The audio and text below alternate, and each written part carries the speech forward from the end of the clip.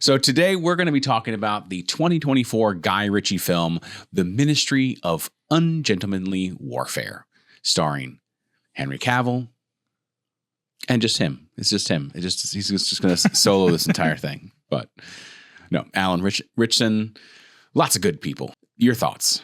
Okay, first off, right out of the gate, I loved it. Okay. All right. I really had a blast with this. It checks all the boxes that I like. You know, it's a Guy Ritchie film, Second World War. It's got actors that I dig. The only thing this has going against it is that Inglourious Bastards came out first. Any weakness it has is the fact that it's running after that movie. But I will say it doesn't really try to be Inglourious. It's its own thing, and it leans a lot heavier on the action. And I have to say from the outset, the knife fighting in this movie is insane. Yes. Absolutely. And Alan Ritchson is really the character that gets to do the bulk of it. But this is much more action oriented than Inglourious Bastards. Yeah. Inglourious Bastards is a better movie, but this is the better action film. We're going to dig into it. I don't really have too many heavy critiques on it. Like, it operates within the framework that they've kind of established as far as the tone. It's super funny, as I expect a Guy Ritchie film to be. It's, I mean,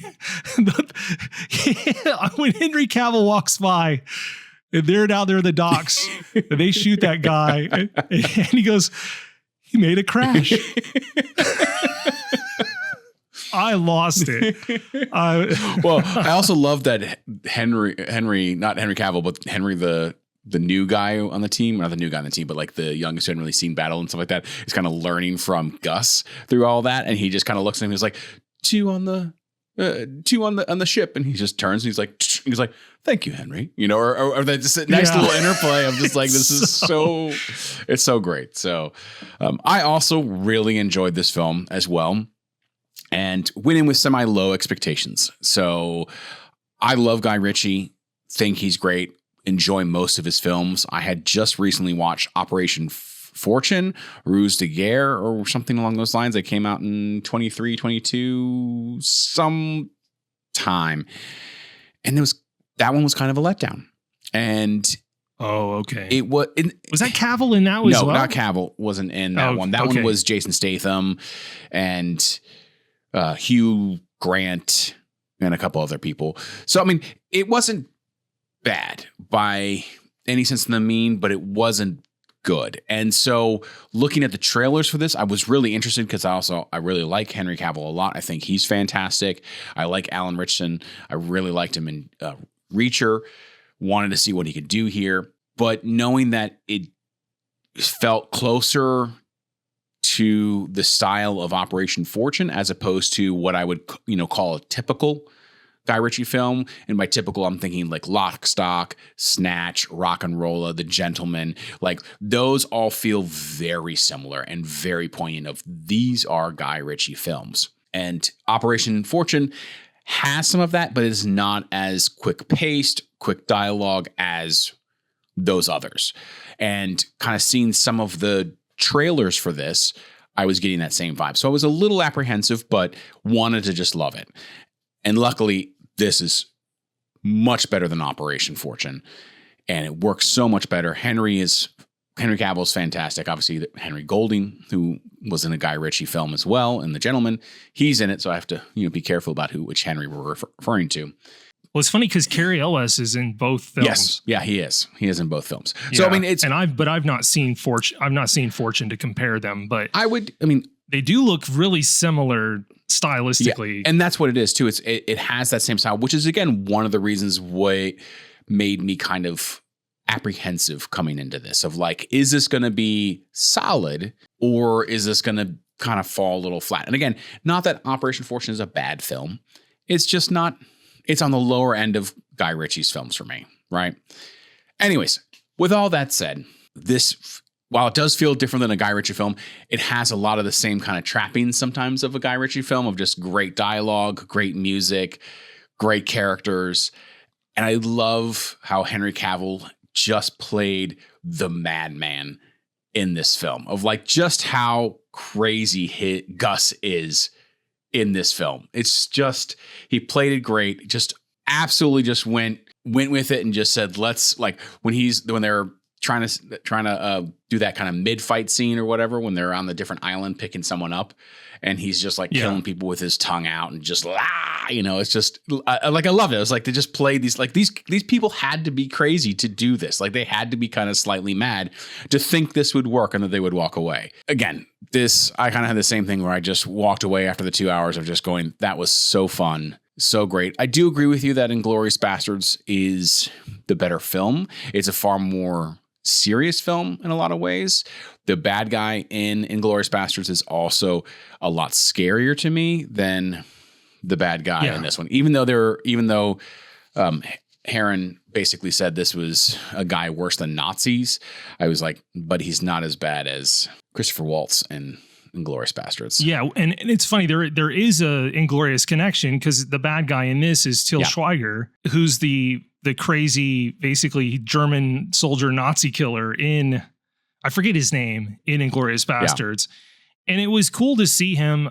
I always felt like Til's, like the golden age of his career was kind of lost. Like I just felt like he wasn't in enough stuff when he was a younger actor. I just thought he had a really cool look. He's good. I think the writing was maybe not quite as great for Heinrich, the villain in this, as it could have been. They kind of built this showdown up between him and the femme fatale, and it never really materialized. And I was like, that I felt like that was a missed opportunity. Like she wasn't in as much danger as she wasn't in as much danger as I thought she could have been in, the character. Yeah. I mean, I love the way they introduce Henry Cavill's character, Gus, not the first time you see him, but when they give him the exposition, the scene with Carrie and he's in there taking all their stuff. I was like, this is a really fun way to let you into what this character's about. Like why he's rubbed the British military so wrong.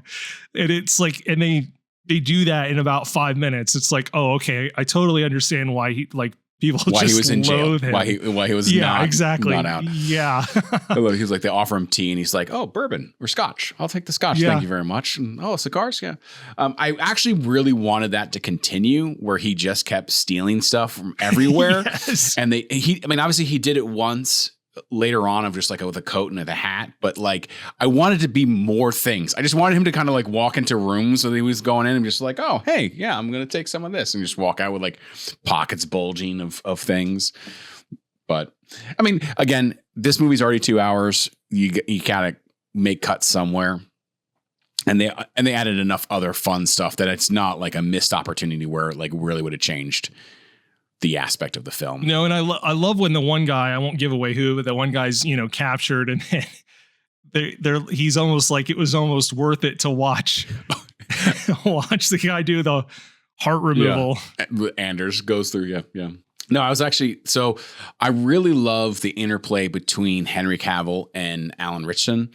So much so that the entire time I'm watching them together and interacting, I'm going, guy, redo or just make a sequel of The Man from U.N.C.L.E., kick out whatever his face is, who's now a cannibal apparently, throw in Alan Ritchson.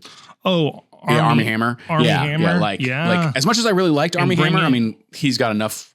Bring in Alan Ritchson. I'm sure he can probably do. Oh man, he could do a Russian accent, and I mean he's solid big too, so like he could really pull off that. Oh, he's huge. I mean, he'd be perfect. And the two of them together, like that was my favorite part of this entire film, was just watching the two of them interact with each other at every moment. Like I was super hyper focused on that, and especially the opening sequence too, when they have the German Navy like by them. I was just cackling. Laura and I were watching. So this movie opens strong. Oh, it does. Oh my goodness. It opens super strong. It doesn't waste any time, and they build the tension really quickly. Mm-hmm. And then we're off to the races. Yeah. It was pretty much a ride for the rest of the way. by and large. There are a few scenes of exposition here and there to kind of bring you up to speed, but like they generally speaking, they do like you said, they do a great job of kind of telling you that exposition while still giving you interesting things on camera to watch, or at least filling it in with different things of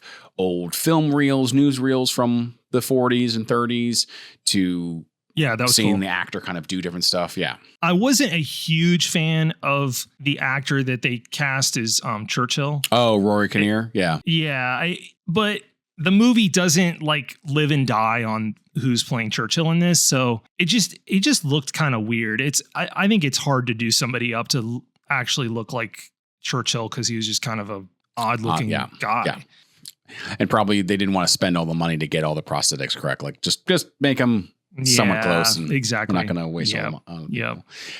So I got to say, I mean, outside of the look, I think he was perfectly fine acting as Churchill. Yeah. I should caveat that the acting was very good. It was just, I guess I was expecting, but I can't really say that because, I mean, Gary Oldman's makeup was good, but he didn't really look anything like Churchill either. He looked more like Churchill than Roy Kinnear did. He did. But of course, it's a movie about Churchill, so you better put in the work and the effort and the money towards getting the prosthetics right. So I gotta say, overall, for the acting in this, I have pretty much everybody was fantastic. Did a really good job of keeping my attention, of making me interested in their characters, or at least saying lines in an interesting way that made me follow along, with two caveats. So really, the two kind of Spanish people who kind of oversaw the boat and the harbor, who near the end, they kind of guy who was Frankenstein's monster. He dressed up as Frankenstein's monster or whatever, if you remember. Oh. Terrible. Just like rough. Like both him and the harbor master was kind of a little rough in my mind. And this one is not so much bad in my opinion, but I felt like Babs was underused as Heron. And totally, absolutely. Yeah. And the reason I say this is because I think he's a fantastic actor, and I think he did a great job. Like, it's not like he wasn't believable, but he was very kind of level in one note, which he has to be in some sense of being that unflappable, owner of a gambling establishment, trying to work with all of these different pieces and make things work. But I feel like we could have dove a little bit more into some of his emotional roller coasters when he's not around those people. But it felt like he was just even keeled the entire way and he didn't have a lot of range. But I do feel like he was underused. Yeah. And I think that's one of the pitfalls of this script is that just the sheer number of characters. And so somebody's going to get lost in the shuffle kind of. Yeah. And he, to a certain extent, he does. Narratively, they're forced. He's Marjorie's handler, basically. Yeah. And they spend way more time with her. By the way, this Isa Gonzalez, and she's been in other stuff previously. I know she was in Baby Driver and stuff. It's been kind of a while ago, but she was great. I mean, really, really good. She's got a gravitas to her, and the camera really likes her. It's not that she's just good looking. She's got the pull. Obviously, she's been acting for quite a while, and I'm going to say she's going to continue to. Her challenge, I think, is going to be to break out of these more action oriented roles. Because if you go through her filmography, it's been kind of tilted. Well, I will say more towards action. Laura and I just finished 3 Body Problem on Netflix, and she's in it. And it's a more of an ensemble cast, but she plays it like a scientist, and so it's this not action character.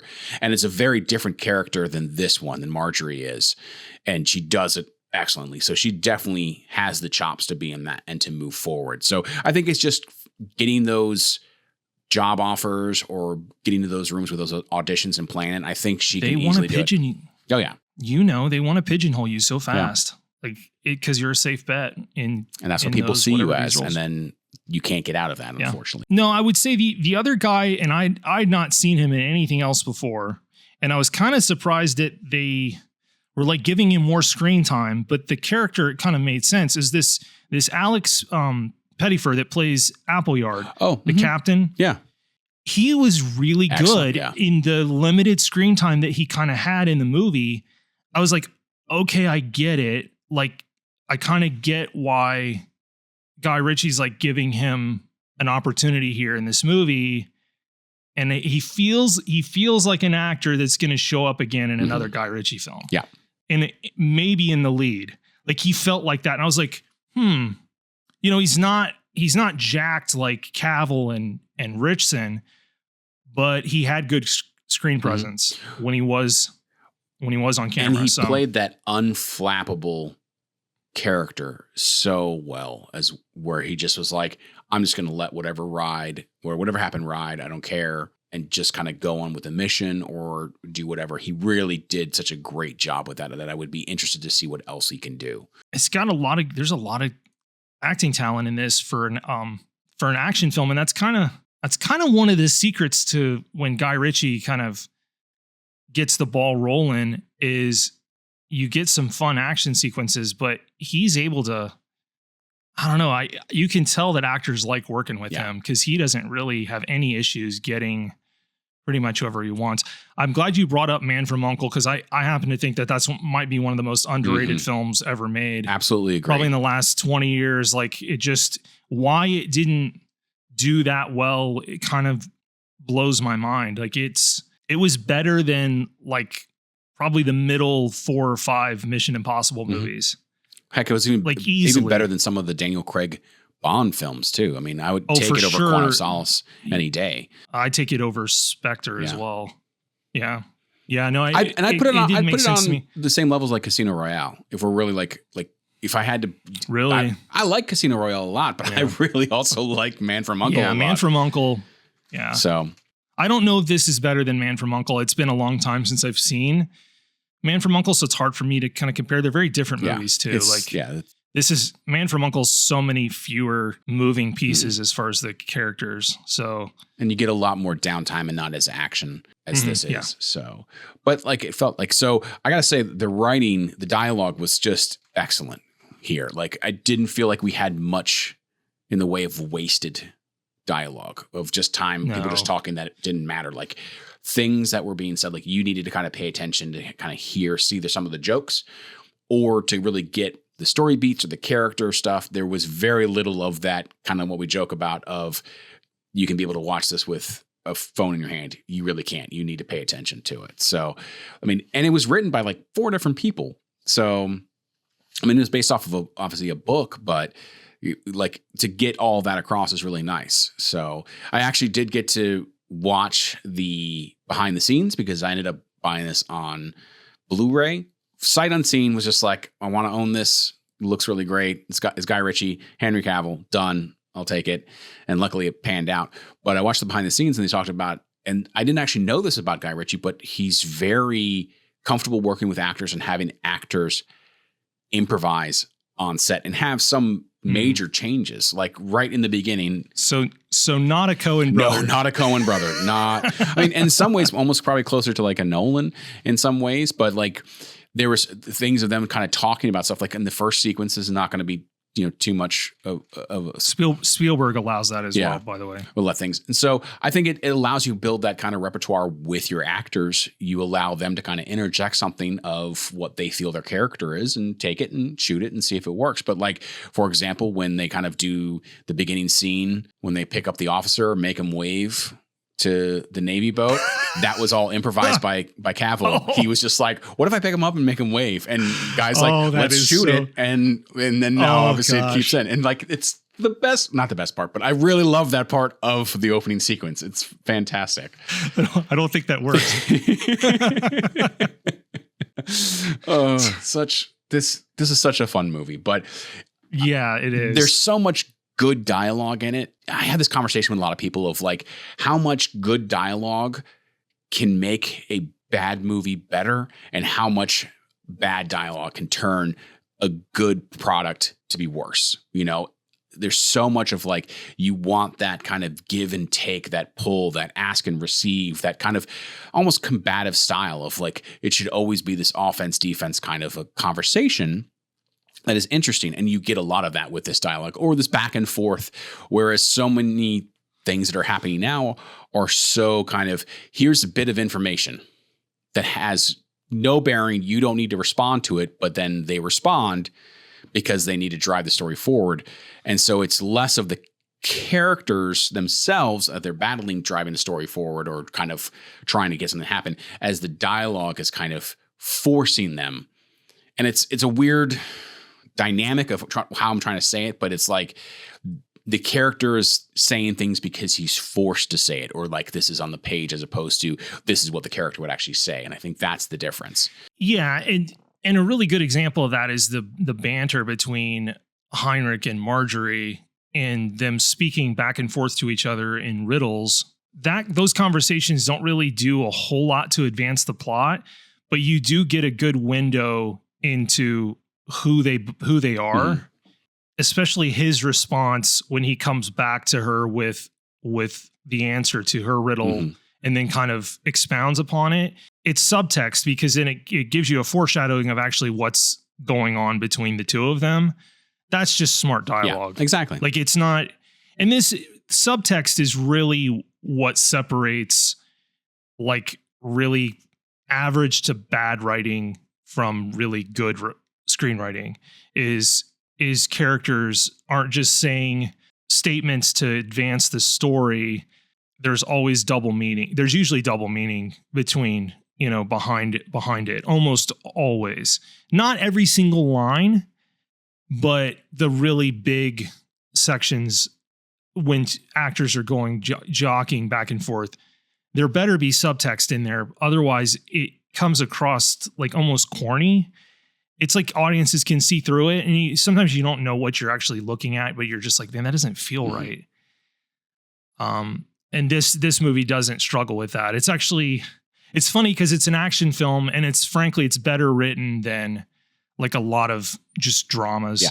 Because a lot of times things are not spoken plainly, or just, hey, here are the major plot points of the story, or here is rarely does the character tell you what he's feeling, what he's trying to do as he's saying. Maybe in a narration, voiceover through it, he's kind of talking to you about what's going on in his head, but very rarely outright does he tell the other characters plainly, this is what it is. Again, it's that subtext. It's that kind of trying to play offense or defense back and forth. And that makes it interesting, of this kind of battling of trying to figure things out, as opposed to just like, oh, hey, I'm going to tell you what I see, or I'm going to tell you we need to go here because of X, Y, and Z. And so it's weird. I'm not a writer, so I can't delve too deeply into it, but I know the difference between good dialogue and bad dialogue when I hear it. Right. Kind of moving into the cinematography end of things, I noticed something that this did. Okay. And Guy Ritchie's never been bad about this, but I guess it's sort of refreshing to see him stick to his guns in an action film and not have them shoot the action like super, super close. Mm-hmm. That's what I'm saying. Like when you're watching Richson do all that knife play, the camera's further back. And so you can actually see all the choreography taking place, and it's impressive. Otherwise, you get a hyper close up and then they just chop it together to make him look, faster than he is, a la the Bourne sequels. They don't do that anywhere. Even when they're in really claustrophobic spaces, like on that ship, they try to get the camera further back so that you can actually see what's going on as an audience. Yeah. And they maintain that throughout. And so it frankly forces the stunt performers and the fight choreographers and all of, squibs and all that. It forces all those departments to actually work harder because you're capturing more in a single frame than just hyper splicing it together. And I love it. It was like a throwback action piece. Like it felt like that this would be right at home with like the really good action films of the 90s. Yeah. It's kind of really, but it's got that smart Alec-y approach that we started to get in the 2000s. Yeah. So it's this kind of mishmash of those two things. It feels really nice. Enjoyable to watch the kind of the fight scenes. And especially since Alan kind of did most of that knife work himself as he's going through. So like the behind the scenes they kind of talked about, especially that one very close where they're on the first island and goes through, and it's just going like that. Okay, 1, I go here, and then 2, and then 3, you know, and then I actually have to work through all of that to get it on scene, especially since the camera is in one position. It's basically all one take for the most part. Like it is. Yeah. So it's not like it just has to be, each part has to be right. It has to be all right together. And that's even much more difficult to do. So it's so much more enjoyable and satisfying to see that one take fight scene than to have this super hyper cuts making it feel so much more like dangerous in it than not. Right. It felt more akin to what's been going on with the John Wick films. Mm-hmm. The fight sequences don't go on as long as Wick, which is good.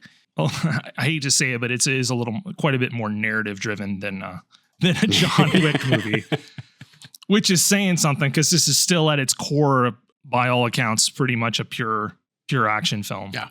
It takes place during World War II, but it's not particularly there's not really much of a war movie except for shooting Nazis. Which who doesn't love a movie where they're shooting some Nazis? It's the best. It's very enjoyable. Makes me happy. So going back to kind of some of the acting real quick, I really liked, so I talked about Babs playing Heron, kind of the one note I wish they did more. And I felt like Cavill Kalu, who played Danny, the prince of the island or whatever, I felt like that was kind of what I was hoping that Babs would have in this. Because every time he was on there, like he was so, the prince was so kind of, how do I even say it? Just more full of life and had more ups and downs and had great lines and also, I don't know what it was with the sound mix, but Babs was really hard to hear. Like he was super soft the entire time comparatively to everybody. He's got an interesting timbre to his voice, but I agree the mix wasn't particularly kind to him. I'm guessing that was how he was mic'd up. Probably it wasn't him. Yeah, because everyone else was. I had no problems understanding or hearing. Yeah, I think he is naturally a softer speaker. Yeah, but I've only seen 2 films with him, so or I guess technically 3. But in this 3 with Dune 1, 2, and this. So maybe that's just him. Maybe. I don't know. Well, because he was definitely quiet in that when he's not yelling in Dune. So, yeah. But he definitely. But I agree with you, although that guy did a really good job as the Prince of the Island. Oh, yeah, he did a fantastic job. Like, again, he was a lot of fun. But I could see Babs doing that too. Yeah. He would have had more range with the character. And again, I understand why the character wasn't like that in front of the Spanish or the Germans in that regard. But when he's not, maybe have some of that levels. Again, it could have been a choice. I don't know. It wasn't. I didn't dislike it. Again, I think he's fantastic, and I think he did a great job as Heron. I was hoping for more. I kind of, after seeing him in Dune, just was hoping to get more from him. And I'm not going to try to pronounce this last name. I'm so sorry, Babs. If you're listening, please don't take offense to it. I'm already destroyed other people's names. I think it's Olusomokin. Sure. But sure. So I did think there was a missed opportunity here. Okay. Because there is a famous actor, he is since deceased, that was a member of the Ministry of Ungentlemanly Warfare. Yep. Which is the late Sir Christopher Lee. Yeah. And so I'm sure he came along later in the war. He was a member. And then famously, he was filming the scene in Lord of the Rings when he's stabbed in the back by Grima. And Peter Jackson wants him to let out this this yelp. And he's like, no, that's not how someone that's stabbed in the back, that's not the sound they make. And Peter Jackson's like, oh, really? And he's like, yeah, the air gets sucked out and they just... and it was because he had actually stabbed Germans in the back as a member of this covert group, basically the forerunner to MI6. So it was cool. I actually looked up, they give you the rundown on some of the real guys and they show you photographs and stuff. And it's really interesting. Several of the guys leave this kind of division and go and work with the Special Air Service. because Rogue Heroes does that one, yeah, operating at the same time as this. It's really fascinating stuff. This is absolutely in my wheelhouse. I am a special operations junkie. And so the fact that you have these guys and gals starting this whole run up during World War II, this off the books like stuff, at the same time in the North African desert, you have the formation of the SAS, what becomes the British Special Air Service, and which they're not as quite as off the books, but then they were. So, but there's some crossover between the two. Now, unfortunately, the real Gus that Cavill plays was killed in action 8 months after this happened. Yeah. He didn't last very sadly long. Didn't last very long. No. So any hopes for a sequel, and it's going to have to be in that 8-month window, or they do it and they kill him off. Yeah. But I don't think this made enough money to. I doubt that they make a follow up. The budget was only $60 million. Wow, that's impressive. That was only $60 million. Well, especially because it made half that worldwide, though. Oh, really? That's a bummer. Yeah, $27 million. Okay. Nobody saw it. I meant to get to the theater and watch this, and I am like totally regret. I knew I would regret it too. I was like, I bet when I watch this at the house, I'm going to regret not going to a movie theater and sitting and watching this movie. And yeah, that was absolutely. I am happy that I did buy it on Blu-ray and got to watch it. Like, I actually didn't just digitize it and then stream it from my own house. I actually put it in the Blu-ray player and watched it. Oh, you get a much better picture. So much that. better. It sounded so good. It looked so much better. I was really happy with it. I will say the same thing. But what made me go so much is because they did most of these shots were very practical. Like, all the sets were real. Like, they searched high and low for a harbor that they could shoot this in that wasn't too built it's up. Awesome. And they found this kind of basically this very ancient harbor that they were able to build that entire set on it. Like, pretty much all of that. Now, granted, it's typical movie set, like there's no backs to the buildings, but why would you? But they built all of that. I mean, to do all of that, have this cast for $60 million, like I'm sorry, that's impressive to me. This looks like $150 million blockbuster. I didn't really watch it going, no, this doesn't look, especially when you get to that end sequence with everything that's going on with the boats, and it's a lot of moving parts. Yeah, the only CGI stuff that really threw me was some of the fire that they did, like the big smoke and fire stuff. Some of that felt a little, didn't look as real. Like, I can see they kind of not cheaped out, but probably just didn't spend the time or didn't have the budget. There are some places where the film feels a little too clean to me too. Some of that is the fact that these soldiers are like on a really good duty station and they're not getting their uniforms all mucked up. Like, they're just running security and nobody's messing with them. So I don't know if that's probably not even a fair criticism. It's rated a 6.9 on IMDb. I don't think that many people watched it. And then I don't know. Maybe the World War II thing's aging out. Yeah. Do you have any? I just going to harp back on that.